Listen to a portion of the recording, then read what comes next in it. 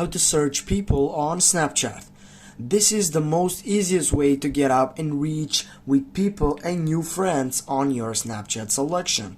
For example, if you don't know how get the name of the user sites, which is for example your friend on Snapchat, you're simply gonna go right here on the fourth selection and go on the settings bar right here.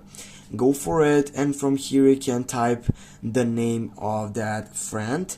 But if you don't know the name on it, for example, if you know it, you can simply go and add it from here. But if you don't know it, what you can do is simply you can go cancel, and then you can go on the last selection, which is for highlights, and from here you can find out from here, guys, you can find out a friend which is, for example, interested for you. You can add it from here, or simply from here you can add friends quickly, or you can get by snap codes. After you do that, after you add all these selections, you are available to take off and get that access to them.